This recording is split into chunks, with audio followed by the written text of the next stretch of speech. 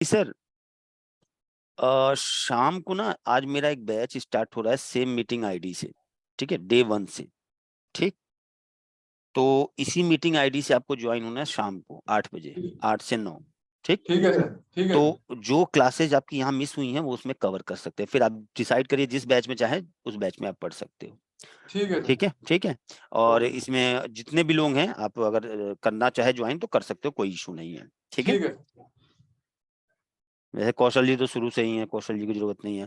हाँ माधवी मैम, देखिए और आप लोगों को बता दूं, ठीक है ना, अगर आपको आपके सॉफ्टवेयर में कोई भी दिक्कत आती है तो आप मुझे एक बार टाइम ले लीजिए और सिस्टम पे एनी डेस्क पे दिखाइए, मैं आपकी प्रॉब्लम सॉल्व कर दूंगा। ट्रेनिंग हमारी चलती रहेगी, बट ड्यूरिंग ट्रेनिंग अगर आपके बिजनेस में उस चीज को लेकर कोई दिक्कत है तो उसको मुझे इंडिविजुअली दिखा दीजिए एनी डेस्क पे, मैं सॉल्व कर दूंगा सभी लोगों से। ठीक है, सुरेश सर आज शाम को ज्वाइन हो जाना, ठीक है, सेम मीटिंग आईडी से शाम को। आप तो उस दिन फ्राइडे को थे नहीं शायद रात को। ठीक है, रणजी आप तो ज्वाइन ही हो जाओगे, कोई दिक्कत नहीं, आप तो उसी बैच के। चलिए देखिए अब, हाँ हाँ अविनाश जी हो जाना, कोई दिक्कत नहीं है। ठीक है, अब जी सर आप भी हो जाना, कोई दिक्कत नहीं। चलिए इधर देखिए, तो आई थिंक मुझे लगता है कि आप लोगों को, विपिन जी आप भी हो जाना। आप लोगों को ये बताइए, अब मुझे ये बताइए मिस्टर डी, ये वाला ऑप्शन समझ में आया नहीं आया? तो मेनली ये तो हम यूज करेंगे नहीं क्योंकि इसमें नुकसान है सर, हमको यही नहीं पता चल पाएगा कि मान लो किसी कस्टमर का 1 लाख का आउटस्टैंडिंग बैलेंस है, तो अगर उसके में ऑन अकाउंट हमने सेलेक्ट किया है तो हमको ये तो कहीं पता ही नहीं चल पाएगा कि 1 लाख में हमारे उसके बीच एक लेन देन हुआ या कई लेन देन हुआ है। तो बेहतर दो ही हैं, या तो बिल बाय बिल या तो फीफो, लेकिन सबसे बेहतर माना जाता है बिल बाय बिल।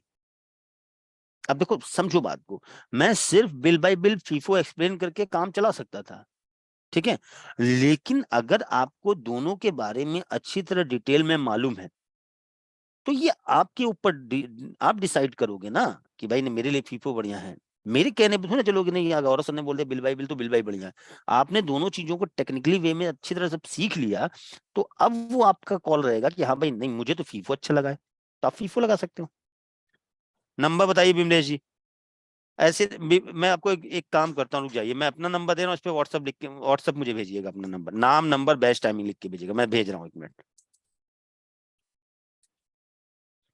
यहाँ पे मत लिखिएगा, इस नंबर पे अपना नाम बेस्ट टाइमिंग लोकेशन लिख के भेजिए, ठीक है, तो मैं भेजूंगा। ठीक, चलिए, तो सबसे बेहतर मैंने बताया बिल बाय बिल, तो भाई ये समझ में आ गया। अब देखिए, तो बैलेंसिंग मेथड में अगर हम बिल बाय बिल सेलेक्ट करते हैं तो हर लेन देन के बाद एक रेफरेंस नंबर जनरेट होगा, जिससे हमें फायदा ये होगा कि हमें ये भी पता रहेगा कि वो मिस्टर डी हमारे टोटल कितने रुपए से देनदार हैं, और ये भी पता चलेगा कब कब कितने रुपए का मैंने इनको माल बेचा है। सेम यही कंडीशन क्रेडिटर में भी अप्लाई होगी कि अगर हमने किसी से 2 लाख का माल परचेज, अगर हमने किसी से 2 लाख का सामान परचेज किया है, तो जब हम उसका आउटस्टैंडिंग बैलेंस देखने जाएंगे तो सॉफ्टवेयर हमें यह भी बताएगा कि टोटल हमारे कितने रुपए से लेनदार हैं, और ये भी बताएगा कब कब कितने रुपए से लेनदार बने थे, कितने लेन देन हुए थे। चैट बॉक्स में एक बार लिख के बता दीजिए इतना क्लियर है, तो अगले पॉइंट पे आए।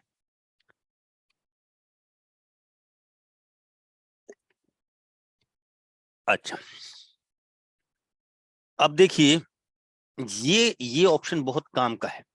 ठीक है, जो लोग अपना फर्स्ट टाइम सॉफ्टवेयर यूज कर रहे हैं, जो अभी स्टार्टअप कर रहे हैं, मतलब startup in the sense business नहीं, सॉफ्टवेयर में अपना काम स्टार्ट कर रहे हैं, उनके लिए ओपनिंग बैलेंस बहुत इंपॉर्टेंट है। देखिए अब ये लेजर को बनाते समय एक ऑप्शन आ रहा है ओपनिंग बैलेंस, तो पहली चीज ये ध्यान रखिएगा, लेजर 4 टाइप के होते हैं। कोई भी लेजर बनाओगे तो वो 4 चीजों से ही रिलेट करेंगे। दे रहा हूं लक्ष्मी, ठीक, देखिए अब यहाँ पे एक ऑप्शन आ रहा है ओपनिंग बैलेंस। तो ये देखिए यहाँ पर आप जब लेजर बनाते हो तो ओपनिंग बैलेंस का क्या मतलब होता है, ध्यान समझिएगा। पहली बात तो ये है कि ये बैलेंस कब डाला जाएगा और इसका यूज क्या होता है, सब समझिएगा। यहाँ पे आप कोई भी सॉफ्टवेयर में अपना लेजर क्रिएट करते हो तो वो 4 चीजों से ही रिलेट करेंगे। या तो वो लेजर इनकम से रिलेट करेगा, इनकम से संबंधित होगा, या एक्सपेंस से संबंधित होगा, या एसेट से संबंधित होगा, या लाइबिलिटी से संबंधित होगा। इसके अलावा कुछ नहीं हो सकता, इन्हीं 4 चीजों में से होगा। ठीक, तो ध्यान दीजिए ओपनिंग बैलेंस क्या होता है।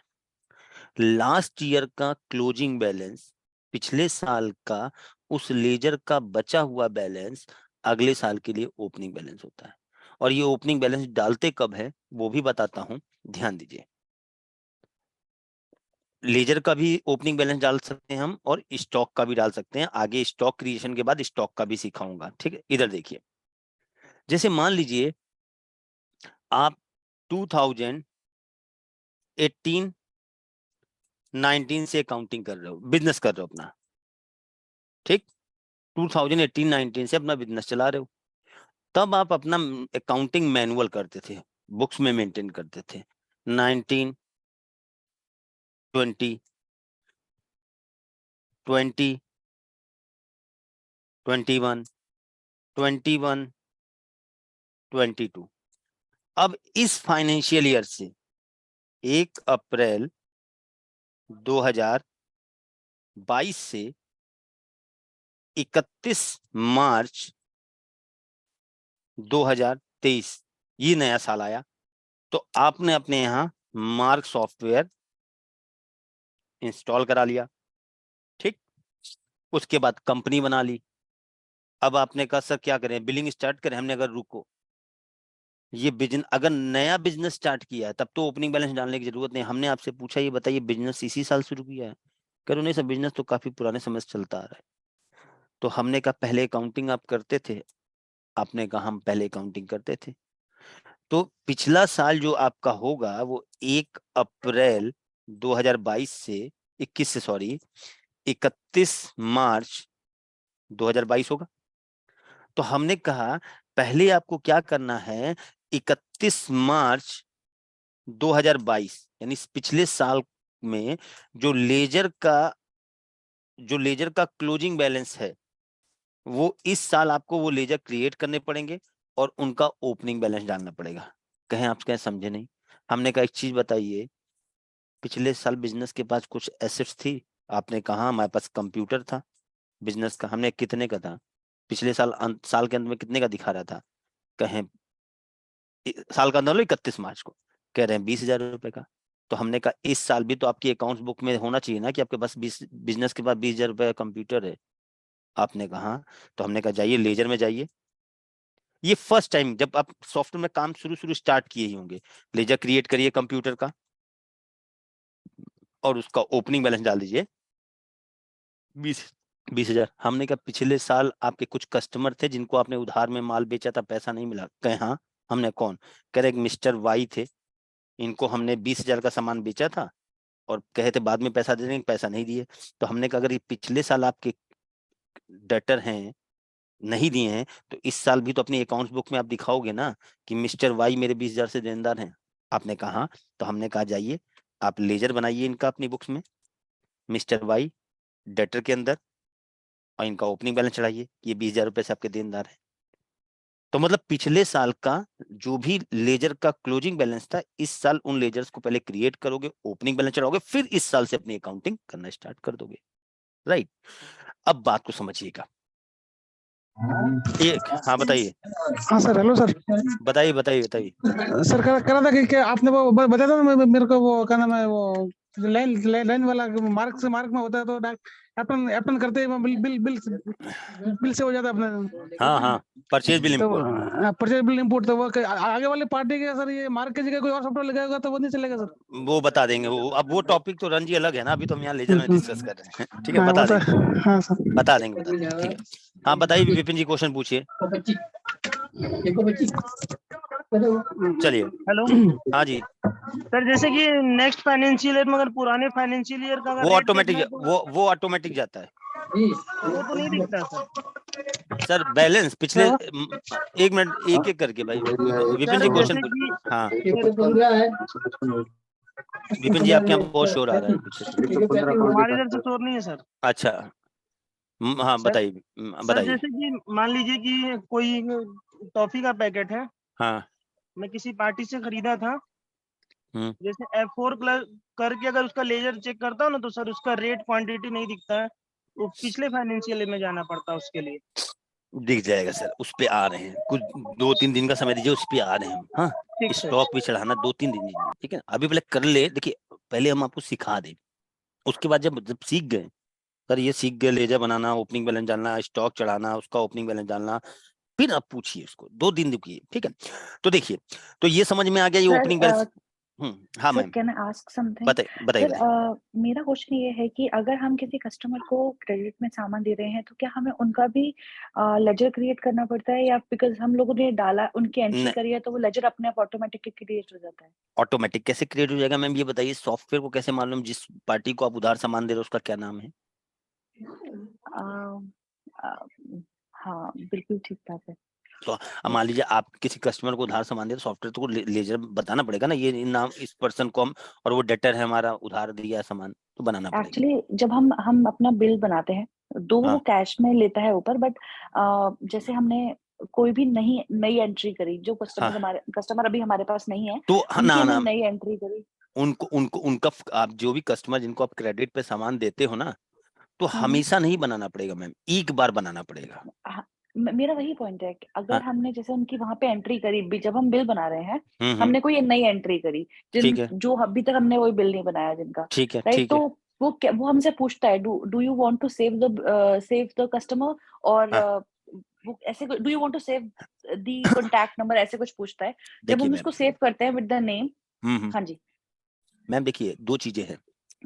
अब मैं आपको इस चीज को ना, कल आप मुझसे वही 11:45 पे कॉल करके कनेक्ट कर लिया, मैं नंबर है ना आपके पास मैम, तो वहाँ जी सर, सॉफ्टवेयर आपका में नंबर है। आपका सॉफ्टवेयर एनी डेस्क पे लेके वहीं पे मैं कर दूंगा, वहीं जाइए बता दूंगा, ठीक है ma'am. Sure sure, thank you क्योंकि सो वो मच सर। स्क्रीन जब आएगी तभी तो आपको भी अच्छी तरह समझ में आएगा, ठीक है। एग्जैक्टली। ठीक। Exactly, thank you so much sir. अच्छा, तो ये समझ में आ गया ये ओपनिंग बैलेंस क्या होता है, कि भाई मान लीजिए पिछले साल का जो लेजर का बचा हुआ बैलेंस है, जब हम इस साल अगर हम मार्ग यूज नहीं कर रहे थे, अब से हमने डिसाइड किया है कि हम मार्ग यूज करेंगे, तो पहले हम पिछले साल का जो भी हिसाब किताब है वो इस साल चढ़ाएंगे, ठीक, और उसके बाद काम स्टार्ट करेंगे।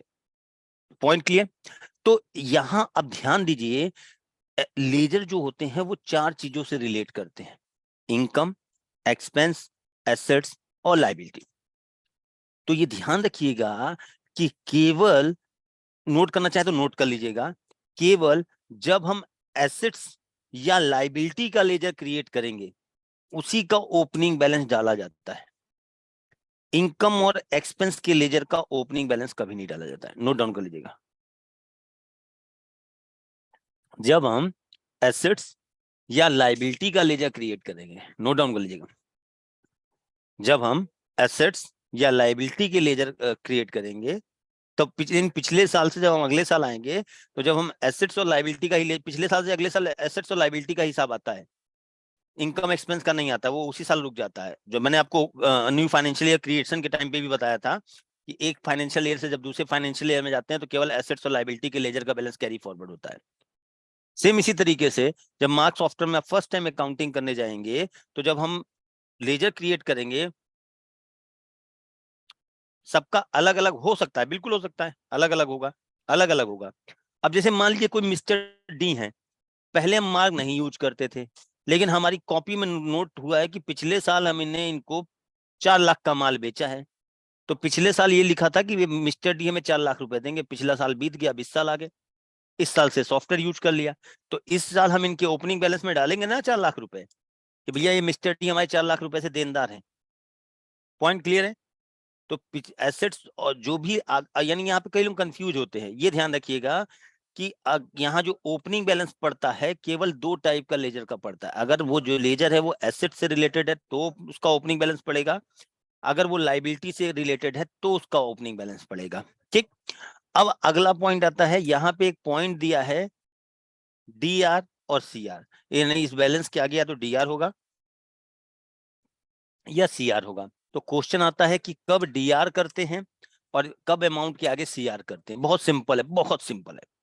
अभी मैंने आपको सिखाया कि ओपनिंग बैलेंस यहाँ जो वैल्यू पड़ेगी, केवल 2 टाइप के लेजर का ओपनिंग, दो दो लेजर की बात नहीं कर, 2 टाइप के लेजर की, यानी अगर कोई एसेट्स का लेजर है उसका ओपनिंग बैलेंस डाल रहे हो, तो एसेट्स का ओपनिंग बैलेंस, एसेट्स के लेजर का बैलेंस हमेशा डेबिट में होगा, ठीक।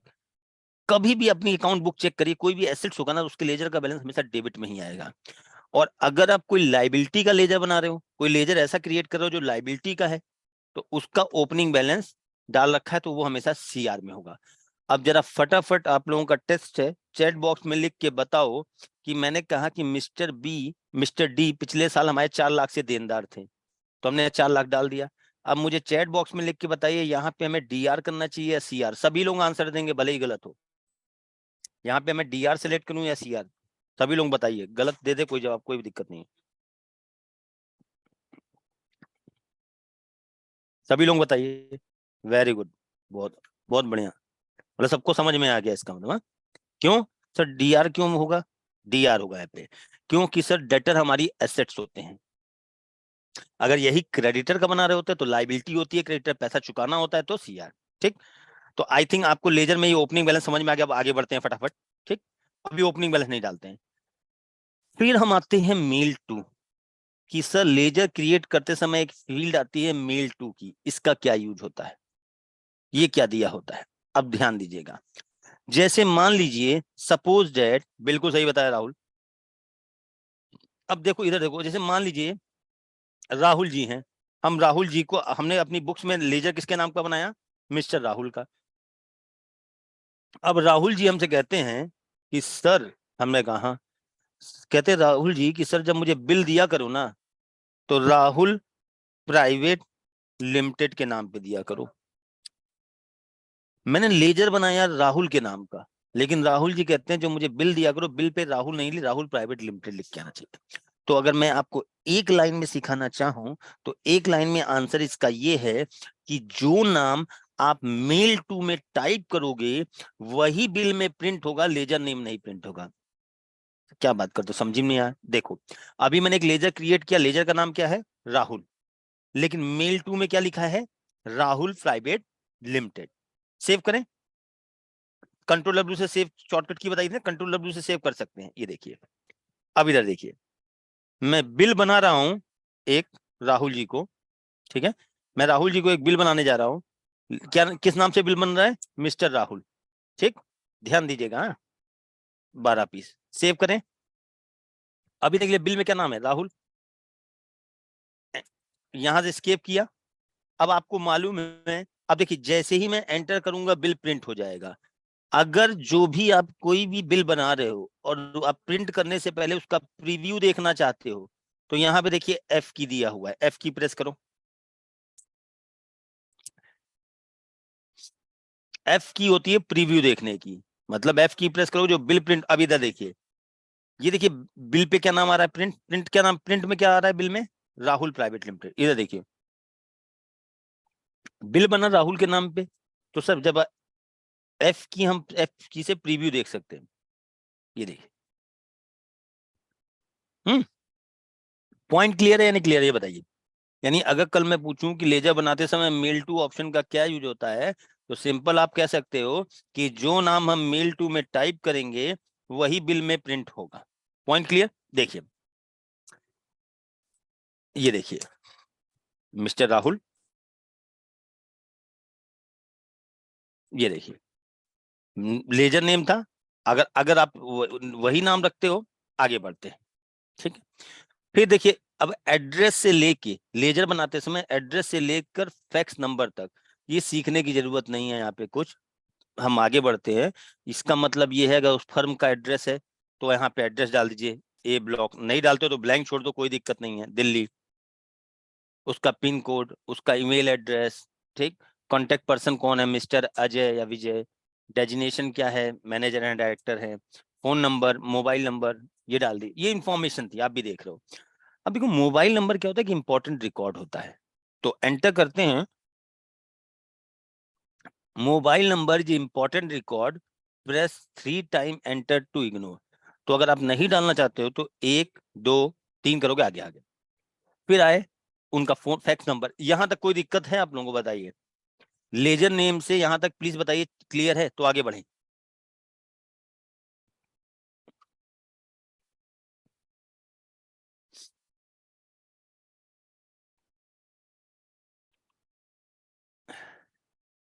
ठीक, आगे बढ़ते हैं। आगे देखते हैं, फैक्ट नंबर तक क्लियर है। अब इंटरेस्टिंग पॉइंट ये देखिए, फ्रीज अप टू, हाँ भाई अनम्यूट कर रहा हूं, ठीक है ना। अब ये लेजर को बनाते समय जब आप लोगों ने बहुत सारे लेजर्स बनाए होंगे तो यहाँ एक ऑप्शन आता है फ्रीज अप टू, इसका कोई यूज मुझे बता सकता है? मैं माइक को अनम्यूट कर रहा हूँ और आपके पास एक्सेस अनम्यूट करने की परमिशन है, कोई एक्सप्लेन करना चाहेगा कि? हाँ जी बताइए। हाँ सर। हाँ नहीं रन जी, आपने आपने पढ़ा हुआ है मुझसे। सर अकॉर्डिंग टू मी जो मुझे मुझे लगता है वो ये है कि जितने अमाउंट तक हमें उन्हें क्रेडिट देना है सिर्फ वहीं तक हमें वो अमाउंट डाल सकते हैं। जैसे अगर हमें किसी को 10,000 रुपए का क्रेडिट देना है, लिमिट देनी है, लिमिट सेट कर सकते हैं। नहीं मैम नहीं, वो रणजी मैम जो बता रही हैं उसको कहाँ जाके सेट करते हैं? अब आपके लिए क्वेश्चन है। वो तो सर मॉडिफाई लेजर में जाकर सेट करेंगे सर। उसका नाम क्या बोलते हैं, उसमें क्या, उस ऑप्शन का क्या नाम है? वो सर है नाम क्रेडिट लिमिट। क्रेडिट हाँ लिमिट नाम से। मैम वो अलग है, वो अलग है। ओके, आई एम हाँ, सॉरी सर। और कोई बात नहीं मैम। और कोई बताना चाहेगा? चलिए मैं बताता हूँ। ये वर्ड तो सुना सबने है, ये कॉमन वर्ड है मैम, आप पहुंचे वहां तक बिल्कुल सही थे। फ्रीज अप टू, फ्रीज का मतलब क्या होता है? ये वर्ड सबने सुना है, मैं एकदम सॉफ्टवेयर से बाहर निकल के समझाऊंगा आपको ताकि बेहतर समझ में आए। देखिए, आपने सभी लोगों ने अपनी लाइफ में न्यूज़पेपर में ये वर्ड जरूर सुना होगा कि फला कंपनी का, फला पर्सन का बैंक अकाउंट फ्रीज कर दिया गया है, राइट? सुना है ना। तो जब कोई बैंक अकाउंट फ्रीज होता है तो उसका मतलब क्या होता है? अगर अकाउंटिंग से बाहर निकल के देखें तो सर इसका मतलब ये हो गया कि मान लो किसी कंपनी का अगर बैंक अकाउंट फ्रीज कर दिया गया तो सिंपल भाषा में उसका मतलब ये हुआ कि ना तो वो बैंक अकाउंट ब्लॉक हो गया है, नो मोर ट्रांजेक्शन, ना तो उस बैंक अकाउंट में कोई पैसा जमा किया जा सकता है, ना उस बैंक अकाउंट से पैसा निकाला जा सकता है। सेम वही लॉजिक यहाँ पे भी फिट बैठता है कि अगर हम अपने किसी लेजर को फ्रीज, अभी मैं बताऊंगा क्यों करते हैं वो भी बताऊंगा, अगर हम अपने किसी लेजर को फ्रीज करना चाहते हैं पर्टिकुलर टाइम पीरियड तक के लिए, जैसे हमने कहा आज क्या तारीख है? 23 जनवरी। हमने कहा 25/01, यहाँ डेट पड़ती है, फिर मैं आपको पूरा समझाता हूँ। मैंने यहाँ एक लेजर को मॉडिफाई किया, लेजर बनाते समय डेट डाल दी 25 जनवरी 2023, यानी ये मिस्टर राहुल का लेजर 25 जनवरी 2023 तक के लिए फ्रीज हो चुका है। मतलब ये है कि 25 जनवरी 2023 तक मिस्टर राहुल के लेजर का यूज हम सॉफ्टवेयर में ना तो किसी भी प्रकार के ट्रांजैक्शन को रिकॉर्ड करने में, मैंने को सेल बिल की बात नहीं की है, इस लेजर का यूज इस टाइम पीरियड तक, अब देखो ये अप टू दिया है, देख रहे हैं अप टू दिया है, इसका मतलब ये है कि 25 जनवरी को नहीं, अप टू मतलब साल के पहले दिन, यानी 1 अप्रैल 2022 से 25 जनवरी 2023 के बीच में इस लेजर का यूज ना तो नए ट्रांजैक्शन को रिकॉर्ड करने में आप कर सकते हैं, यानी किसी भी टाइप का लेन देन को रिकॉर्ड करने जाएंगे राहुल के लेजर का यूज करके तो सॉफ्टवेयर मना कर देगा, फ्रीज है, ना तो कोई नया लेन देन रिकॉर्ड कर सकते हैं और ना ही रिकॉर्ड किए हुए इस ड्यूरेशन के बीच में अगर राहुल की ट्रांजेक्शन्स रिकॉर्डेड हैं तो उनमें किसी भी प्रकार का चेंजेस या मॉडिफिकेशन कर सकते हैं। सब करके दिखाओ, सेव किया, देखो सेल बिल बना रहे हैं। अब आपसे क्वेश्चन है यस नो में आंसर देना। अगर मैं अभी 23 जनवरी को राहुल को बिल बनाए तो सॉफ्टवेयर वाई यस के लिए एन नो के लिए, बताओ अगर मैंने यहाँ पे भी मैं राहुल को बिल बनाने जाऊं तो सॉफ्टवेयर मुझे ये सेल बिल बनाने देगा या नहीं? यस या नो? फटाफट। बिल्कुल सही, नहीं बनाने देगा, फ्रीज है ये। देखिए अब देखो आपके सामने ही आंसर आता है, ये देखो मिस्टर, फिर से देख लीजिए एक मैसेज आया है आपके पास, देखिए फ्रीज अप टू 25 जनवरी। अब अगला क्वेश्चन, ऐसा नहीं केवल सेल, मान लो मैं रिसिप्ट वाउचर में गया, मैं 23 तारीख को रिसिप्ट की एंट्री करने जा रहा हूँ, पैसा रिसिप्ट करने जा रहा हूँ, अब मुझे बताइए मैं यहाँ पे बनाऊंगा तो सॉफ्टवेयर रिसिप्ट वाउचर की एंट्री करने देगा यस या नो? फटाफट आंसर दीजिए। नहीं, बिल्कुल सही, क्योंकि वो फ्रीज है उस टाइम, ये देखो मना कर रहा है, देख रहे हैं आप यहाँ पे मैसेज आया था ना, ये देखिएगा, ये देखिए। तो मैंने ये नहीं बोला केवल पर्टिकुलर सेल बिल, ये नहीं कि आप कल को ये नहीं बोलोगे फ्रीज कर देंगे सेल बिल नहीं बनेगा, कोई ट्रांजेक्शन नहीं रिकॉर्ड हो सकता। अच्छा, अब अगला क्वेश्चन, अगर मैं यही 26 जनवरी को या 27 जनवरी को सेल बिल बनाऊं राहुल को, तो अब बताओ बिल बनाने देगा या नहीं देगा? बताइए। अब अब बनाने देगा या नहीं देगा? बिल्कुल देगा। अब बनाने देगा राहुल जी। ये देखिए मैं कब कब बिल बना रहा हूँ, 27 तारीख को। आपका लेजर किस टाइम पीरियड तक के लिए फ्रीज था? 23 के बाद, सॉरी 25 के बाद तो यूज हो सकता है ना। ये देखिए पहला पॉइंट क्लियर। तो मैंने आपका लेजर 25 जनवरी तक फ्रीज किया। तो मैंने आपको ये सिखाया कि इस टाइम पीरियड तक 1 अप्रैल से 25 जनवरी तक राहुल के लेजर का यूज ना तो किसी भी प्रकार के नए ट्रांजेक्शन्स को रिकॉर्ड करने में कर सकते हैं, और मैंने आपको ये भी सिखाया कि ऑलरेडी अगर कोई ट्रांजेक्शन रिकॉर्ड है उस ड्यूरेशन में, देखिए राहुल का एक लेजर रिकॉर्ड है, ये देखिए ये है ना रिकॉर्ड, इस पे मॉडिफाई करें, कहें लो इसके बिल में चेंज करें। कब है? 23 का ट्रांजेक्शन मॉडिफाई करने जा रहे हैं। कब तक लेजर फ्रीज है? 25 तक। ये देखिए डिलीट कर रहे हैं, देखिए ट्रांजेक्शन को डिलीट करने से मना कर दिया कि नहीं कर सकते डिलीट। मॉडिफाई कर रहे हैं, नहीं करने दे रहा है। अब देखिए ठीक है मिस्टर राहुल, तो अगर हम यहाँ पर फ्रीज में ऐसा नहीं होता है कि फ्रीज में डेट पड़ती है। जिस टाइम पीरियड तक आप उस लेजर को फ्रीज करना चाहते हो वो डेट डालनी पड़ती है बस आपको। तो साल के पहले दिन से, अप टू लिखा है नहीं, साल के पहले दिन से वो उस टाइम पीरियड तक उस लेजर को फ्रीज कर देगा, राइट। अच्छा सर अनफ्रीज करना हो तो सिंपल कुछ नहीं करना, ये डेट यहाँ से हटा दो, अनफ्रीज हो गया, ठीक है ना। फिर अनफ्रीज करना है तो सिर्फ डेट अगर मेंशन होगी तो उस डेट तक फ्रीज रहेगा, अगर डेट को हटा देंगे तो अनफ्रीज हो जाएगा। इतना पॉइंट क्लियर है? अच्छा अब भाई हुआ क्या, OnePlus से कनेक्ट है, उन्होंने हमसे क्वेश्चन पूछ लिया कि सर इसका यूज क्या है, कोई लेजर को हम फ्रीज करेंगे क्यों? तो बहुत सारे रीजंस हैं, एक रीजन मैं आपको देता हूँ, ठीक। जैसे मान लीजिए आपका कोई कस्टमर है, ठीक है, आपने उसको सामान बेचा, ठीक, वो आपके पास आया और आपसे पूछने लगा कि भाई मेरा आउटस्टैंडिंग बैलेंस कितना है। मान लो मिस्टर राहुल हमारे पास है, राहुल जी ने कहा सर मेरा आउटस्टैंडिंग बैलेंस कितना है। तो हमने कहा भाई आपका आउटस्टैंडिंग बैलेंस 874 रुपए है, बिल नंबर 10 में आपको 23 तारीख को हमसे सामान ले गए थे। अब राहुल जी कहते हैं नहीं सर हमारे अकॉर्डिंग तो 870 बनता है आपका। हमने कहा नहीं देखिए हमारे यहाँ दिखा रहा है 874 रुपए, क्या हम भी अकाउंटिंग करते हैं, हमारे यहाँ आपका दिखा रहा है 870 रुपए। तो हमने कहा एक काम करिए सर, हमने कहा एक काम करिए कि आपने जो भी अकाउंटिंग या जो भी हिसाब किताब मेंटेन कर रखा है, अपना हिसाब किताब लेते आइए। और यहाँ मेरे सॉफ्टवेयर में मेरा है, मैंने जब जब माल बेचा है, जितने जितने अमाउंट का बेचा उसका पूरा डेटा है। आपने मुझसे माल खरीदा है, आपने परचेज चढ़ाई होगी तो आपका भी है, ले आइए देख लेते हैं। अगर मैं गलत हूँगा तो मैं करेक्ट कर लूंगा, आप गलत होगे तो आप अपने में करेक्ट कर लेना। अब भाई आप राहुल जी हमारे पास आते हैं, मान लीजिए 50 लेन देन हुए थे हमारे इनके बीच, 50 बिल थे। अभी एक ही बिल है, मान लो यहाँ 50 बिल होते, 874 रुपए में 50 बिल होते, एक एक बिल एक एक डेट मैच कराई। उसके बाद एक अमाउंट पे मैंने कहा राहुल जी मेरे अकॉर्डिंग आपका 874 रुपए है, आप एग्री करते हो? राहुल जी ने भी कहा हाँ सर हमारे अकॉर्डिंग भी हमारा बैलेंस 874 रुपए है। यानी 4 घंटे की मेहनत के बाद हम दोनों लोग एक अमाउंट पे सहमत हो गए, हमारे अकॉर्डिंग भी 874 होना चाहिए। राहुल जी कहते हैं हाँ सर मेरा बैलेंस बकाया बैलेंस 874 रुपए ही है। अब हुआ क्या, हमने राहुल जी से पूछा कि राहुल जी ये पैसा आप कब दोगे? राहुल जी ने कहा 27 जनवरी को हम आपका पेमेंट कर देंगे, 27 तारीख को हम आपका पैसा 874 रुपए दे देंगे। तो अब मैं ये चाहता हूं कि राहुल जी का बैलेंस ये 874 रुपए 26 तारीख तक इसमें कोई किसी भी प्रकार का चेंजेस ना कर सके। तो चेंजेस कैसे हो सकते हैं? दो ही तरीके, या तो हम भी कोई सेल बिल बना दें 27 से पहले, बैलेंस बढ़ जाएगा, या इनसे कुछ पैसा रिसीव कर लें, बैलेंस घट जाएगा। अब मान लो अगर हम बिल बनाते गए फिर 27 को आएंगे कहेंगे हम तो 874 बता के गए थे, ये 1600 कैसे हो गया? तो हम चाहते हैं अगर हमारा किसी कस्टमर से डिस्प्यूट हो जाता है किसी अमाउंट पे और हम दोनों लोग बैठ के रिकंसाइल करते हैं, तो हम कहते हैं पहले ये पेमेंट क्लियर करो तब आगे हम देंगे, वरना फिर अगले 7 दिन बाद फिर तुम 4 घंटे बैठ के मैच कराओगे। तो हम ये चाहते हैं कि 26 जनवरी तक इनके लेजर के बैलेंस में किसी भी प्रकार का कोई चेंजेस ना हो सके।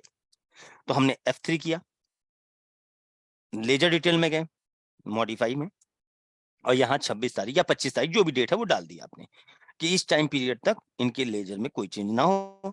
अगर वो 27 को पेमेंट नहीं आते 27 की, अब उसमें डेट और बढ़ा दो। पॉइंट क्लियर है? समझ में आया? यूटिलाइजेशन समझ में आया आप लोगों को कि फ्रीज क्यों किया जाता है?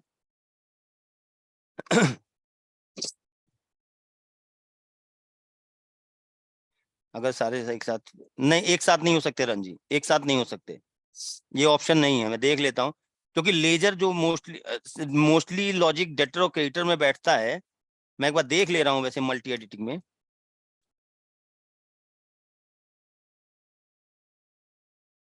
देख रहा हूँ आपके लिए, लेकिन होता नहीं है ये। एक मिनट, नहीं हो सकते सर। ये बताइए फ्रीज अप टू का मतलब समझ में आया आप लोगों को?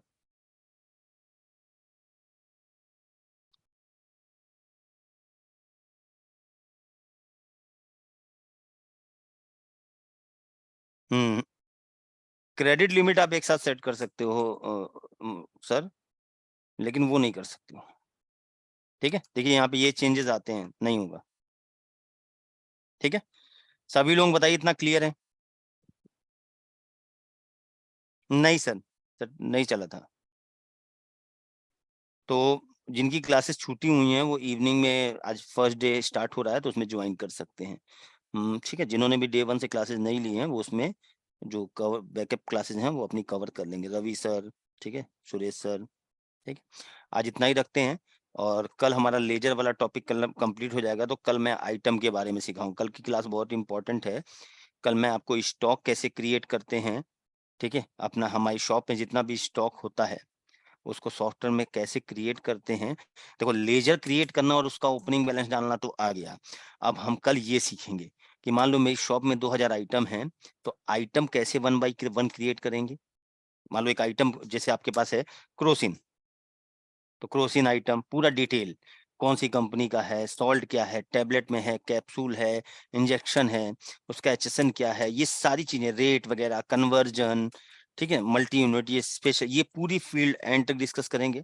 और अगर आपको अपना स्टॉक चढ़ाना है बैच वाइज ओपनिंग स्टॉक, तो वो यहाँ से चढ़ता है, वो पूरा चीजें जितनी भी वेरिएशन है सारी चीजें जैसे हम आपको सिखाएंगे। अब ठीक है, तो देखिए इसका मेन ऑब्जेक्टिव ये बेसिक्स है, ठीक है ना, ये बेसिक्स है। मैं आप लोगों को मालूम होगा कि अभी मैं आपको सिखाना चाहूँ तो 2 मिनट में सिखा सकता था। जिससे वो सामान बेचोगे आप, उसका सेंडी डेटा के अंदर है, उसका नाम डालो, जीएसटी नंबर डालो, हो गया। लेकिन freeze up to, meal to, balancing method, opening balance, अभी नीचे थोड़ा बचा है। कल लेजर मतलब 15 मिनट में लेजर क्रिएट हो जाएगा, 15 मिनट में पूरा कंप्लीट हो जाएगा, तो आगे हम डिस्कस करेंगे। ठीक है, चलिए, हाँ अनम्यूट कर रहा हूँ, पूछिए क्वेश्चन। रणजी पूछिए। हाँ सर, हेलो सर, जो हमारे यहाँ पे जो मार्क है ना सब, ये मतलब ये जो सर्विस देते थे हमको जो वो क्या मेरा सर अकाउंट का काम भी करता है मेरा वो। हाँ हाँ तो वो क्या मेरे जीएसटी में कोई मतलब मिसमैच नहीं आया, इसलिए वो मेरा डाटा डाटा सारा डाटा फीस करता है साथ साथ में। हाँ, वो भी होता है, वो फ्री इसीलिए तो होता है। मैंने देखिए अभी मैंने बोला नहीं तो बहुत सारे यूजेस हैं, हाँ, तो मैंने तो एक यूज बताया था। वो क्या वो जैसे जीएसटी रिटर्न भरने के बाद में फिर उसको हाँ, डेट के पहले पहले डाटा का बिल्कुल मतलब फ्रीज कर बिल्कुल देता है पूरा। बिल्कुल सही, वो फ्रीज कर देते हैं परचेज, हाँ, सेल, ड्यूटीज एंड टैक्सेस का लेजर, हाँ, ताकि हाँ, उसमें कोई चेंजेस आप ना कर सको उस टाइम पे। हाँ, सही ठीक, सही तो आज हम इतना ही रखते हैं। वो जैसे जैसे काम करते जाएंगे वैसे वैसे फ्रीज करते जाएंगे। ठीक है, बिल्कुल सही बताया सही। सर। वो जावेद जी उसमें सेटिंग है, कंट्रोल रूम में सर्च करा लीजिएगा। चलिए, मैं आज मीटिंग यहीं एंड करता हूँ। जिनकी क्लासेस छूटी है वो शाम के बैचेस को ज्वाइन कर लेंगे सेम मीटिंग आईडी पासवर्ड से। ठीक है, ठीक है sir, okay, okay, thank you very much. हाँ बताइए thank you Vipin ji, sir. बताइए विपिन जी। सर रिकॉर्डिंग आने में इतना टाइम ले लेते हैं आप लोग? नहीं, आज डालेंगे ना, वो गलती से उस दिन दूसरी चली गई थी, आज डाल और देते सारी। परसों वाली भी नहीं आई सर? परसों हाँ क्लास ही सर, नहीं हेलो हुई थी। सर। परसों, अरे एक एक करके परसों क्लास ही नहीं हुई थी फ्राइडे वाली विपिन। सर, फ्राइडे वो वाली अभी सर। वही तो फ्राइडे की डाल लेना उसके। वो हाँ सर, एक्चुअली हेलो हमने हाँ बताइए रंजी, मैंने बताइए। सर मैंने सर आपको क्या व्हाट्सएप पे मेरे भेजा है, तो उस नंबर पे मेरे को पूरी रिकॉर्डिंग भेज देना सर। ठीक है, मैं भेज दूँ। ठीक, ग्रुप में ऐड कर देता हूँ रंजी आपको भी। ठीक आज है, की हाँ सर। क्लास 8 बजे है ना सर? हाँ हाँ 8 बजे। ठीक है सर, थैंक यू सर। ठीक है, ओके, वेलकम।